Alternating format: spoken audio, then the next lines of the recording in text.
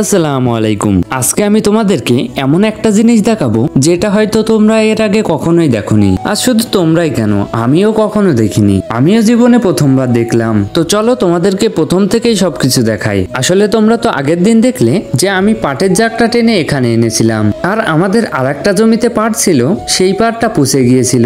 ওই জন্য আজকে সেই পাটটা ধুচ্ছিলাম। আর আগের পাটের জাগে যেগুলো দিয়ে বুড়িয়েছিলাম সেগুলো দিয়েই কালকের ওই জাগটা বুড়িয়ে দিলাম। এখানে পাট ধোয়ার সময় একটা সাউন্ড শুনলাম।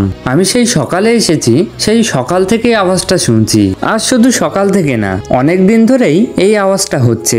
আর আমি এখানে প্রায় আসি, তখনই সাউন্ডটা শুনতে পাই, কিন্তু কিসের সাউন্ড সেটা বুঝতে পারি না। ওই জন্য আজকে পাট ধোয়া শেষে ভাবলাম কিসের সাউন্ড সেটা শুনবই। তারপর চলে এলাম যেই জায়গাটায় সাউন্ড হচ্ছে ওখানে। আর তোমরা দেখতেই পাচ্ছ যে এখানে কেমন বাগান। আসলে এই জমিগুলো অনেক দিন ধরে চাষ করে না, ওর জন্য এরকম বাগান হয়ে গেছে। আর এটা হচ্ছে আমাদের সেই গোদার বিল। আর এখানে যে পরিমাণে বাগানটা না পরিষ্কার করলে তোমাদেরকে কিছুই দেখাতে পারবো না। ওই জন্য কিছু ডালপালা ভেঙে নিচ্ছি যাতে তোমাদেরকে দেখাতে সুবিধা হয়। আর ডালপালা ভাঙার পরে এই জায়গাটায় দেখো একটা কল। আর এটা হচ্ছে অনেক আগেকার কল, আজ থেকে প্রায় 8-9 বছর আগেকার হয়তো কল, তার থেকে বেশি ছাড়া কম হবে না। আর এই কল থেকেই এরকম সাউন্ড হচ্ছে। আর সাউন্ডটা কেমন তোমরা এবার শোনো।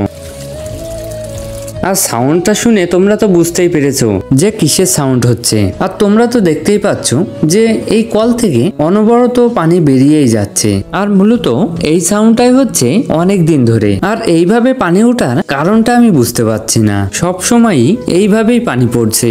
আর তোমরা এরকম আজব ঘটনা কখনো দেখেছো কিনা অবশ্যই কমেন্টস করবা। তোমরা দেখেছো কিনা জানি না, কিন্তু আমি কখনো দেখিনি। হয়তো এই বিলটা বুড়ে যাওয়ার কারণে এরকমটা হতে পারে, আমি সঠিকটা জানি না। আজকের এই মিনি ব্লগটা ভালো লেগে থাকলে অবশ্যই চ্যানেলটা সাবস্ক্রাইব করবা। আর ফেসবুক বা ইনস্টাগ্রাম থেকে দেখলে অবশ্যই পেজটা ফলো করে রাখবা।